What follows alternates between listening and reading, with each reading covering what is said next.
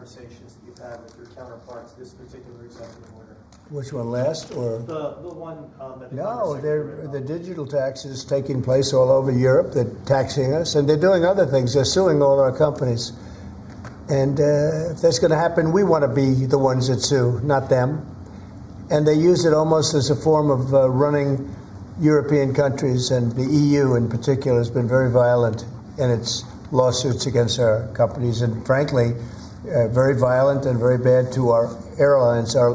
I've gotten calls from the heads of airlines saying they stop in Europe and they're getting charged all sorts of taxes that they never even heard of. They stop and they're getting fined and charged, and they do it only with American companies. They're not doing it to other countries, so we're stopping it. And we have another thing, we have another step to go, and if they don't shape up, as an example, Apple has had to pay like $17 billion in a lawsuit that nobody thought was worth anything. And I won't get into the judge or the decision or how the decision was arrived, but I'm pretty good at this stuff, and I think it's disgraceful. And Google's being sued, Facebook's being sued, and many others are being sued by their so-called government, if you call it a government, EU, and they don't treat us right. They don't treat us right as a country. So we're going to protect our companies. We have to protect our companies. So we're not going to have any companies left anymore. I also want to thank Apple, though, for announcing they're going to invest $500 billion in our country. That's the biggest investment anybody's probably made to this date. And they're going to do it very quickly, and that's because of tariffs. They don't want to pay the tariffs, and they feel very strongly about the country. Now, they wouldn't have done it without us.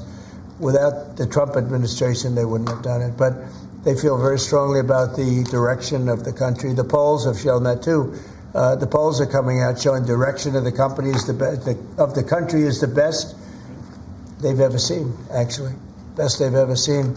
So I just want to thank Tim Cook and Apple for the confidence. $500 billion. That's the biggest investment anyone has made in a short period of time. Mr. President, have you spoken today with the House Republican holdouts who said they would not be supporting the budget resolution? Well, I'm not involved in that. They know what I want, and the Senate knows what I want, too. And the Senate's got a bill that's very strong, having to do with the taxes, because the taxes is what's bringing all these companies in. So, and without it, by the way, you'd have to double your own taxes. Everybody would be doubled up, and you'd have the biggest tax increase ever.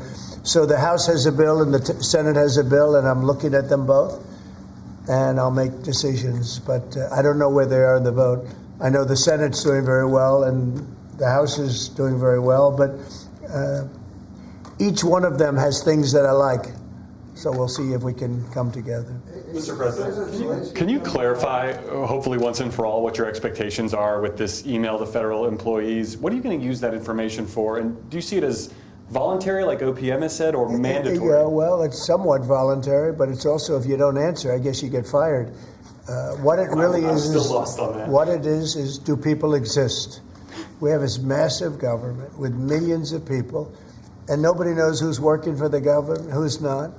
So what they're doing is they're sending out a letter to everybody, and they're saying, what were the things you did last week? Mm-hmm. I guess they ask for 5. And if people are working, it's easy. I could tell you 5 things I did last week. I could tell you 5 things I did 6 weeks ago, right? If they're there and they're working, they're able to say they did 5 things during work. And that means they're working and they're with us and they have no further obligation. If they're not, it could be there's no such person. It could be that the person's no longer working. They're no longer living at that address. They may be moved. Maybe they moved to a different country, or maybe the person doesn't exist. And we then take that person off the payroll, and we save a lot of money by doing that. But that's one of the only ways. I think it's a very smart thing. And it says, if you don't answer, essentially, there's a penalty to pay. Like, that's the end of the job. Well, Musk has said that. The order itself doesn't say that. I think that's part of the confusion. Is he speaking for you when he says you'll be terminated? Yeah, everybody speaks for me. I'm the one. I'll take responsibility. You know the old statement, the buck stops here, right? Famous statement. Well, I can say the same thing. The buck stops here. No, we have to find out if people are getting paid and they're not working, and they have a problem. Let's say they have another job, and then they write in false statements. It's a big problem if they write in false statements. They may be working for somebody else but getting paid by the U.S. government, and that would mean that they're not allowed to be doing that. You know, they're not allowed to be working for us and be working for somebody else. We're paying them a lot of money. You know, we're paying them.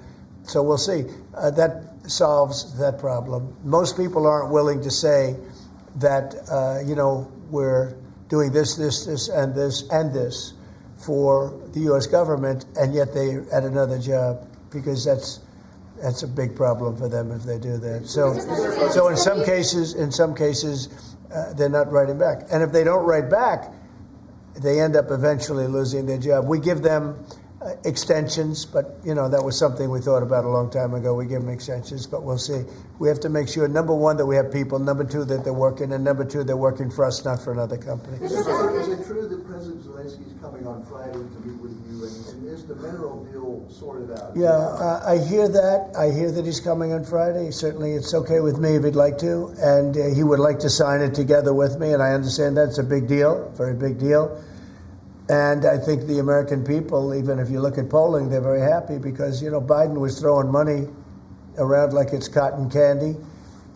And it's a very big deal. Look, it could be $1 trillion deal. It could be whatever, but it's rare earths and other things.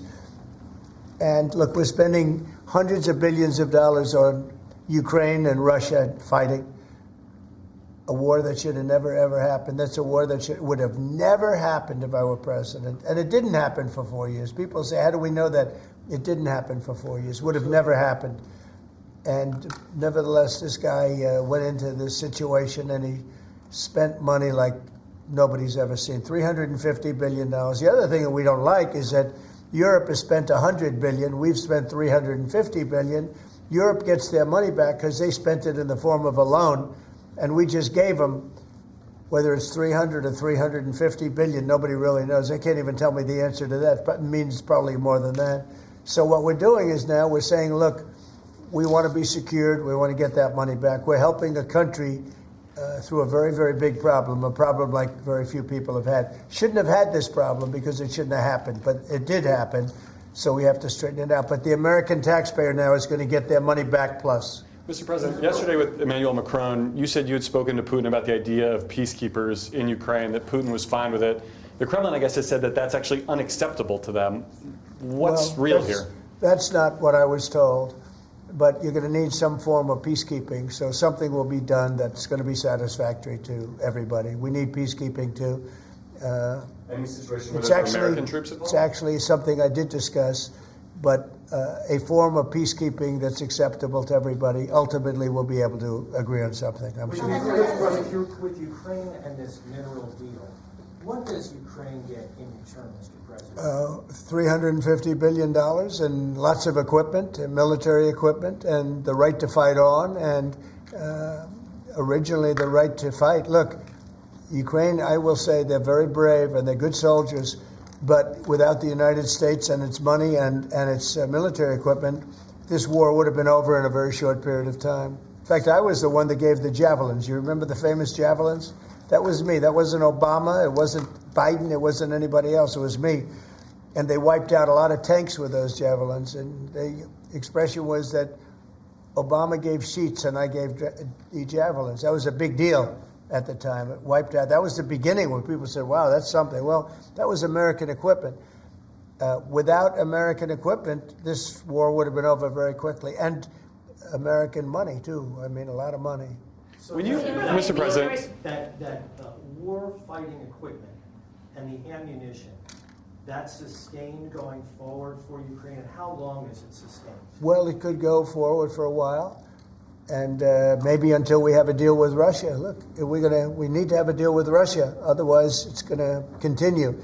But now when Americans put up their money, the taxpayer money, and the president approves it, we're getting our money back in some form. But it could go on for a while, or it could be settled quickly. I think it's going to be settled quickly. I spoke with President Putin. I think he wants to settle it, and wants to get on with life. It's horrible. What's happening horrible. Thousands of soldiers a week are being killed, and others too, but especially on the battlefield. Thousands a week are being killed. and we want that to end. Mr. President, when you spoke to Brian? Yes, okay. Real quickly, Carolyn Levin, your press secretary, sent an earthquake through that briefing room earlier today announcing that the WHCA would not have any control over placing media in the seats in the briefing room. Just want to get your thoughts on that. And also on Air Force One, it's trending on X. People are talking about it. Get your thoughts. Well, we're going to be now calling those shots. As you know, we won that lawsuit right there. See, the Gulf of America, which is a beautiful name. Most people agree. I don't know. It's, AP has been terrible. Look, I think they're radical left. I think they're third-rate reporters. I know the specific young lady that works on the account is terrible. She's a radical left lunatic, as far as I'm concerned. They don't treat us fairly. That's number one.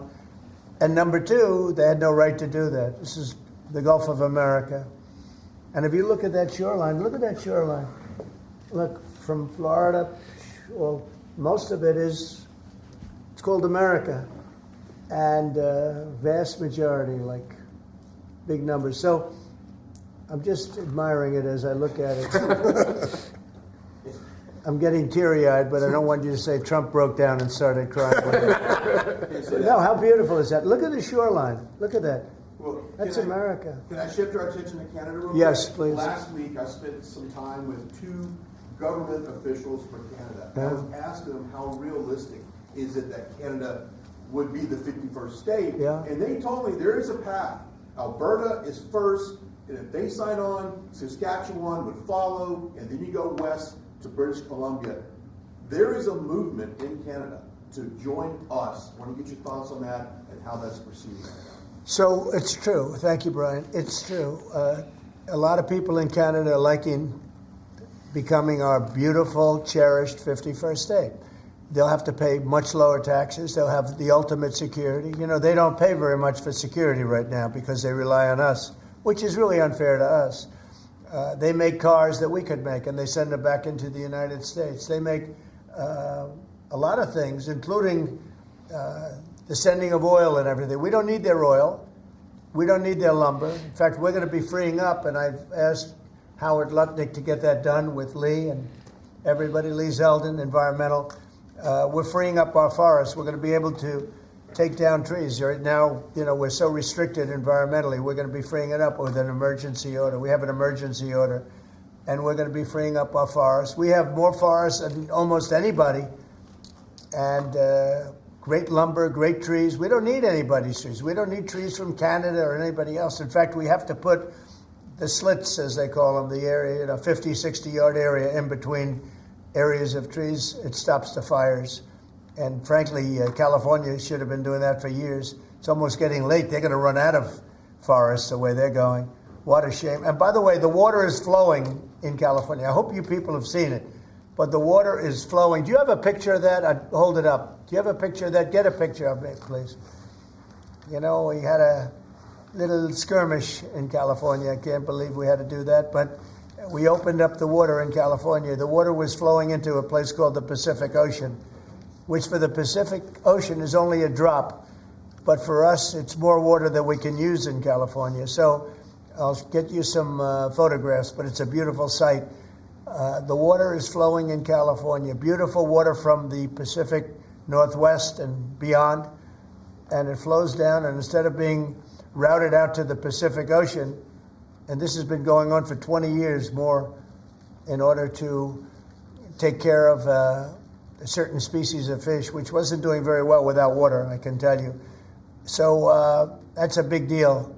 It's like not reported. It's incredible. But California has a lot of water. That's going to take care of farmers. It's going to wetten up the land.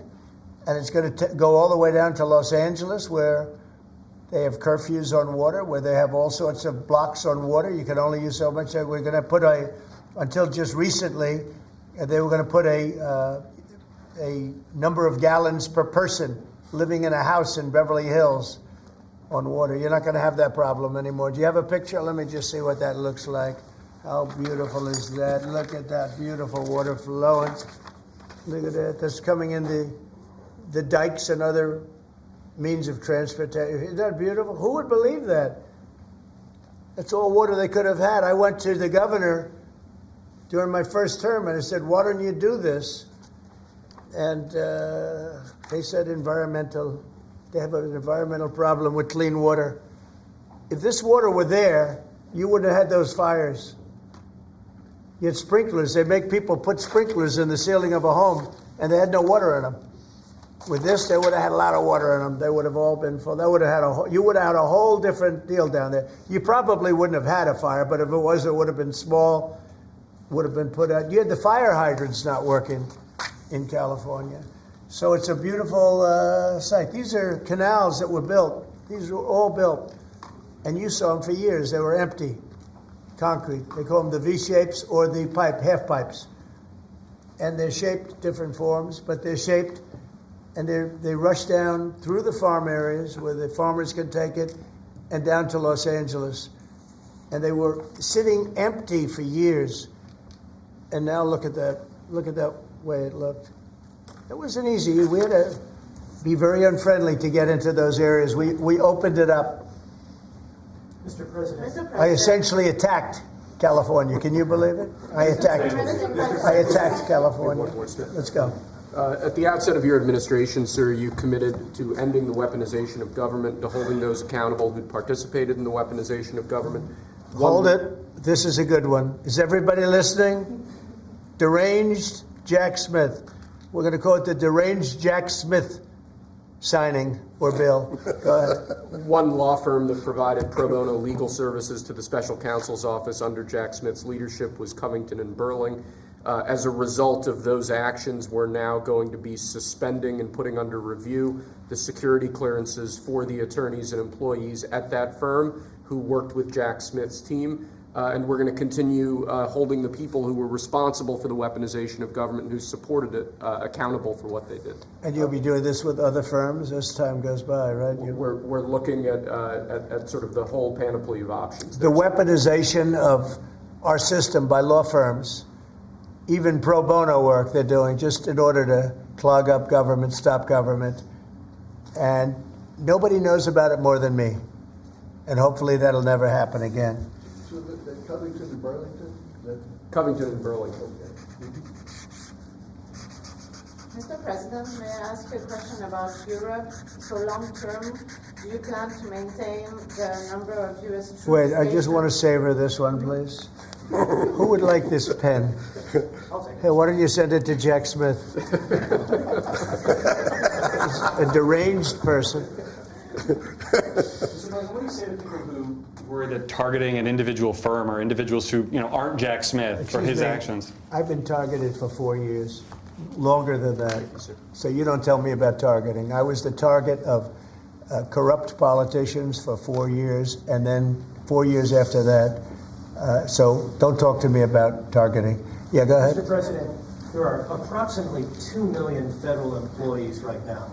By the end of your term, what do you expect that number to be? What would you like that number to be? Well, it'll be lower, but I can't tell you. Everybody knows I ran on downsizing government, but making government better. I ran on tariffs and making our country rich, and that's what's going to do. We're going to be doing something else that's going to be very, very good. We're going to be selling a gold card. You have a green card. This is a gold card. We're going to be putting a price on that card of about $5 million, and that's going to give you green card privileges plus. It's going to be a route to citizenship, and wealthy people will be coming into our country by buying this card. They'll be wealthy, and they'll be successful, and they'll be spending a lot of money and paying a lot of taxes and employing a lot of people. And we think it's going to be extremely successful. Never been done before or anything like this, but it's something that we're going to be putting out over the next, would you say 2 weeks, Howard? Do you want to say a couple of words about it? Sure. Mr. President, are there Wait a any minute. requirements for that gold Hang on a card? second. Do you have to invest a certain amount of money in this country in order to qualify for that gold card? Yeah, exactly. So Go the ahead. EB-5 program was really, you lend some money, but it was full of nonsense, make-believe, and fraud, and it was a way to get a green card that was low priced. So the president said, rather than having this sort of ridiculous EB-5 program, we're going to end the EB-5 program. We're going to replace it with the Trump Gold Card, which is really a green card gold. So they'll be able to pay $5 million to the U.S. government. They'll have to go through vetting, of course. We're going to make sure they're wonderful, world-class, global citizens. They can come to America. The president can give them a green card, and they can invest in America, and we can use that money to reduce our deficit. Why do we give out lotteries of green cards? Why do we give out EB-5 for green cards? The President of the United States understands that the right answer is, why don't we eliminate the deficit of the United States of America instead? The gold card, well, millions, but the gold card will bring in with it people that create jobs, very high-level people. I think companies will pay to get people in. For instance, you today graduate from the Wharton School of Finance or Harvard or Stanford or any college, and nobody knows if you can even go to work for a company.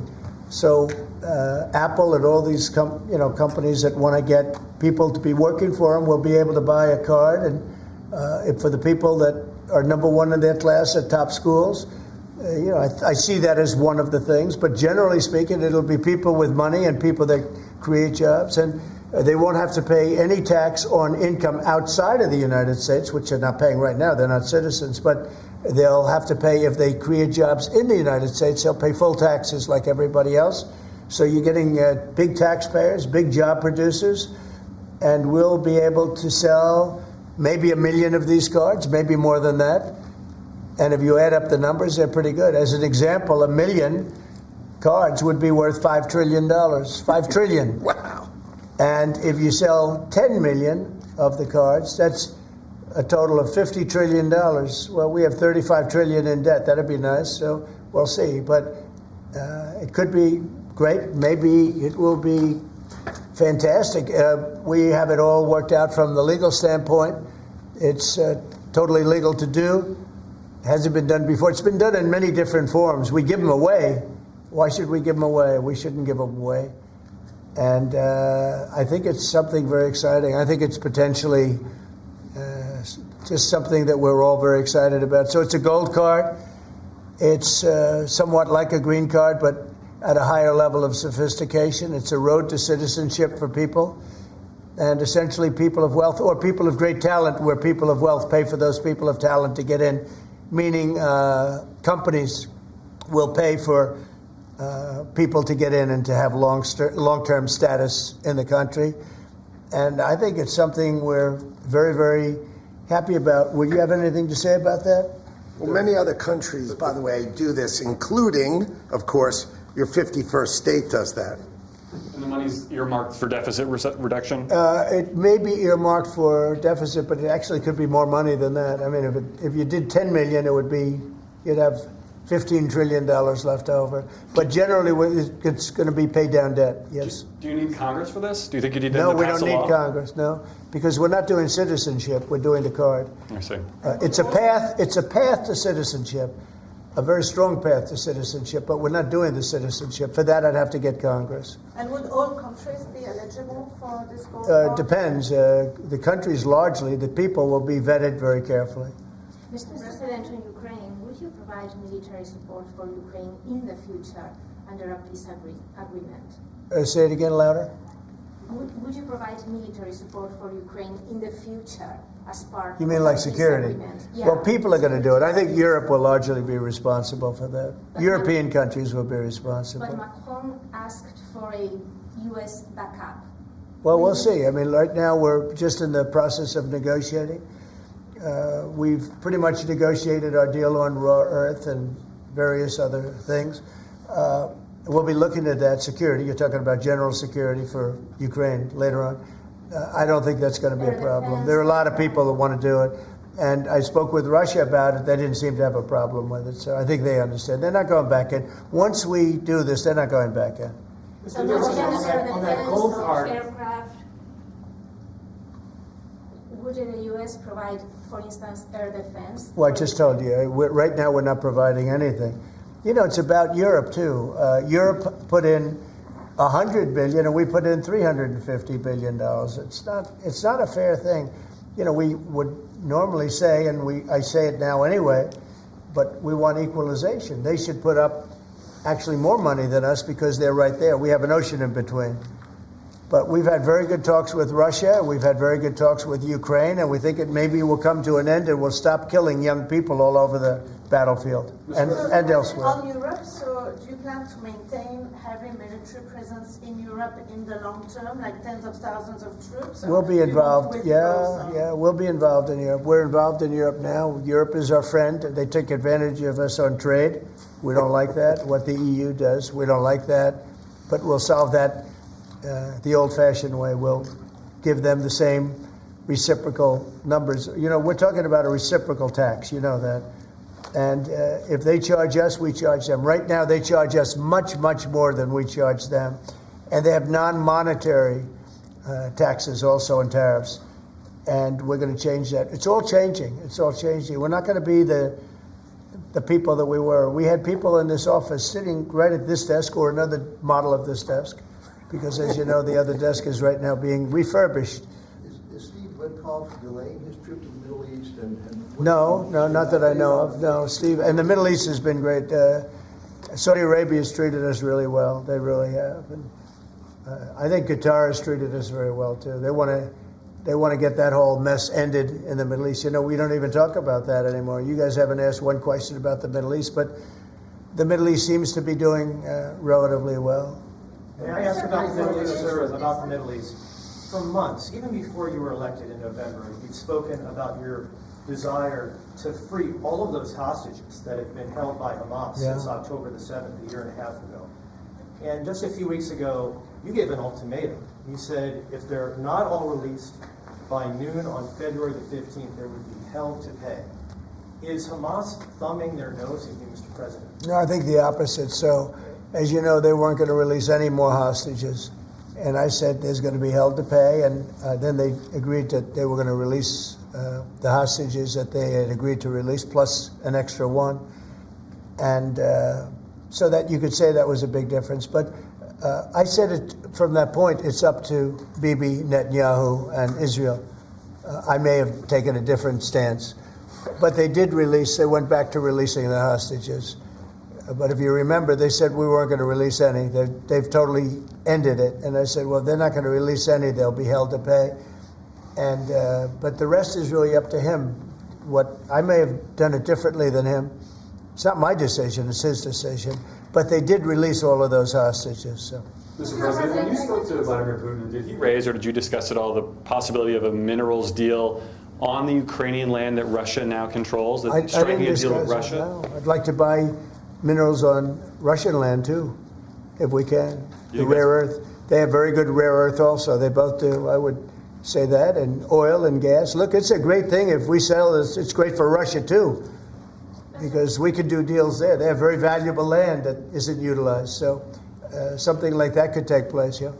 Have you put raising or lifting sanctions against Russia on the table? No, we haven't lifted any sanctions on anybody. On the table as part of any negotiation? I guess it will be at some point, but right now we haven't agreed to lift sanctions on anybody. On that gold card, getting back to that, I'm fascinated by this, Mr. President. You should be fascinated by it. Your taxes will go down to nothing. Would a Russian oligarch be eligible for a gold card? Yeah, possibly. Hey, I know some Russian oligarchs that are very nice people. It's possible. They're not quite as wealthy as they used to be. They're not as wealthy as they used to be. I think they can afford. I think they can afford $5 million. So no, a lot of people are going to want to. A lot of people are going to want to be in this country, and they'll be able to work and provide jobs and build companies and pay taxes. All of those things. It's an incredible. It's an incredible thing. I mean, this is the group that is the first to hear it. Nobody's heard about it. Nobody ever thought about it, but we've been thinking about it very, very strongly over the last week. And I was going to announce it sometime next week, and I figured, why not? We have a lot of cameras blazing right now. We might as well do it now. We'll have Caroline announce it the next time. No, it's a great thing. The gold card. Remember the words, the gold card. Somebody said, can we call it the Trump gold card? I said, if it helps, use the name Trump. I'll give it to you for free. I like Mr. President, you probably just launched 10,000 stories. Do you want to elaborate a little bit more on what Russian oligarchs you know or don't know? Isn't it interesting how many stories we do tell? And they all turn out to be true, and they all turn out to be ultimately correct. Trump was right about everything. Do you have one of those Trump was right about everything hats? I'm going to give it to this gentleman. Get me one of them. But they're all going to be vetted. Everybody who comes in gets vetted, okay? They get vetted, so you got to, We're going to begin in 2 weeks. About 2 weeks. The sale will start in about 2 weeks. Mr. President, do you see a more active role for Zelensky now, given the status? I hope so. I mean, look, I think that we want to get that country back on its feet. And right now, it's been destroyed. It's so low. Here, give me this. Here, give me all of them. Look, see that? Trump was right about everything. It just came in. Somebody sent, I said, this was sent in by a fan. I said, I think we should make some of them, right? But we were, pretty much. You want one? I'll pass. Are you allowed to take one? Probably because not. He'll consider it. I know him well. He's sort of a stiff. Yeah, Brian, you're not a stiff. He's sort of a stiff guy. He'll take other things, but not a free hand. Always say yes to the president. Always say yes to the president. Would anybody like one? Mr. President, an easy question perhaps for you. Maybe it's difficult. I'm going to ask you this question about the Who do you work for? I work for 2 news organizations. Who? I work for 2 news organizations. Yeah, who are they? I work for Gray Television, America's second largest broadcaster, and I work for iHeartRadio. So there you go. Let me ask you the easier, tough question, Mr. President. The Philadelphia Eagles won the Super Bowl. Are they being extended an invitation? They will be. We haven't yet, but we will be. I thought it was a great performance by them. And absolutely, they'll be extended that invitation. Would you do that right away, by the way? We'll do it right away. We're going to do it sometime today. And they deserve to be down here, and we hope to see them. We have a lot of teams. We just had the great hockey team, as you know, Florida come here. We have many of the great athletes come that win things. What's the main obstacle holding up this PGA Tour Live Golf? Well, they have to get together. They've had a lot of discussion back and forth. They both are meaning well, and a deal will ultimately happen. I think it'll happen pretty quickly. It'll be nice to see the best golfers be able to play against each other. What's your role been in this whole process? Just to help expedite it. Tiger was here. Adam Scott was here. Jay Monahan was here the other day. Just to really help expedite it. We had Yasser here from Saudi Arabia, great guy. These are all great people, and they want to work it out. So if I can help them work it out, I don't get anything out of it. If I can help them work it out. I just think golf, it's very much of an individual sport, and you want to see the best players playing against each other, not playing in 2 different locations, right? What's going to be more challenging, a PGA Live deal or a Russia-Ukraine deal? I think the PGA deal is much more complicated. Sir, may I ask you the Middle East question, if I may? What's your take on what's happening in the West Bank and what Israel? Well, it's some movement up there that a lot of people are concerned about. And there's been a lot of Israeli movement. They're up there for a reason. All of a sudden, maybe they're not feeling so good about that. So that would be terrible. I hope that doesn't happen. But there is movement up there that nobody knew about.